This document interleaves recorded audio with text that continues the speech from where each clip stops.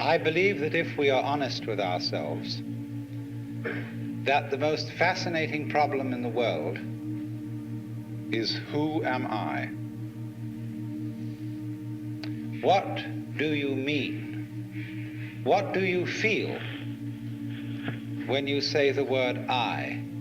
I, myself. I don't think there can be any more fascinating preoccupation than that, because it's so mysterious, it's so elusive. Because what you are in your inmost being escapes your examination in rather the same way that you can't look directly into your own eyes without using a mirror. You can't bite your own teeth. You can't taste your own tongue. And you can't touch the tip of this finger with the tip of this finger. And that's why there's always an element of profound mystery in the problem of who we are. This problem has fascinated me for many years, and I've made many inquiries. What do you mean by the word I? And there is a certain consensus about this, a certain agreement, especially among people who live in Western civilization. Most of us feel I, ego, myself, my source of consciousness, to be a center of awareness and of a source of action that resides in the middle of a bag of skin. And so we have what I have called the conception of ourselves as a skin-encapsulated ego. Now, it's very funny how we use the word I. If we just refer to common speech, we are not accustomed to say, I am a body. We rather say, I have a body. We don't say, I beat my heart, in the same way as we say, I walk, I think, I talk. We feel that our heart beats itself, and that has nothing very much to do with I. In other words, we don't regard I myself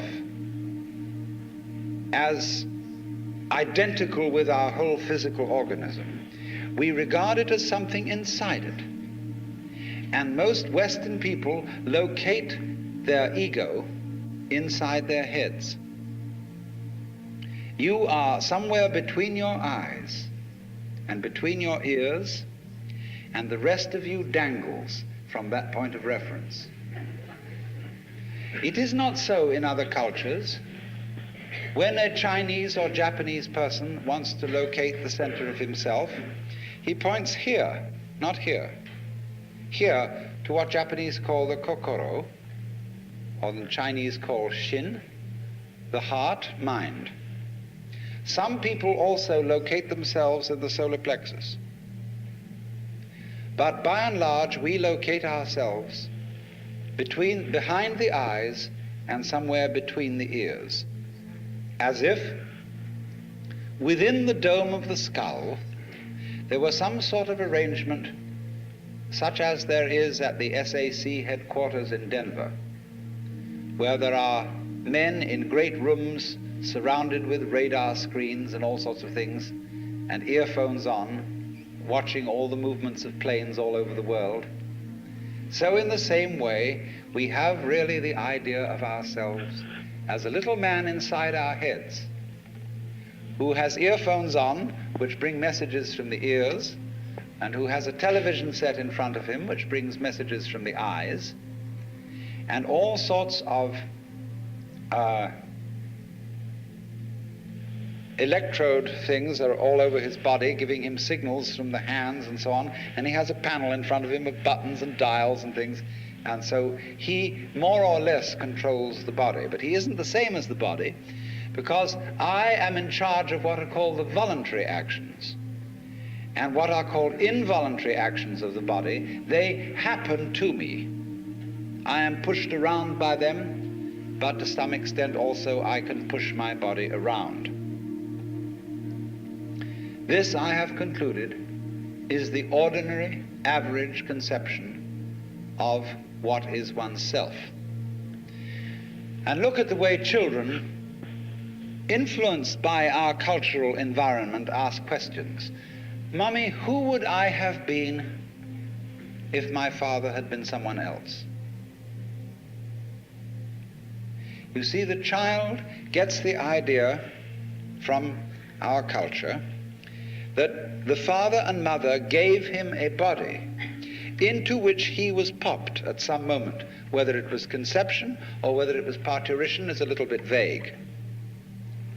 But there is, in our whole way of thinking, the idea that we are a soul, a spiritual essence of some kind, imprisoned inside a body,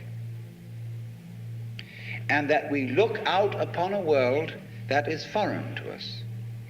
In the words of the poet Houseman, I, a stranger and afraid, in a world I never made. And so therefore we speak of confronting reality, facing the facts. We speak of coming into this world. And this whole sensation that we are brought up to have of being an island of consciousness locked up in a bag of skin, facing outside us a world that is profoundly alien to us in the sense that what is outside me is not me. This sets up a fundamental sensation of hostility and estrangement between ourselves and the so-called external world.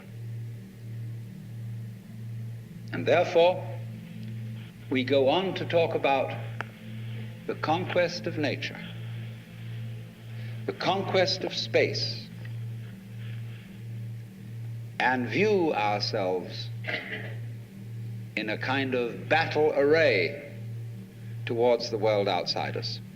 I shall have much more to say about that in the second lecture, but in the first now, I want to examine the strange feeling of being an isolated self. Now, actually, it is absolutely absurd to say that we came into this world. We didn't. We came out of it. What do you think you are? Supposing this world is a tree. Are you leaves on its branches, or are you a bunch of birds that settled on a dead old tree from somewhere else?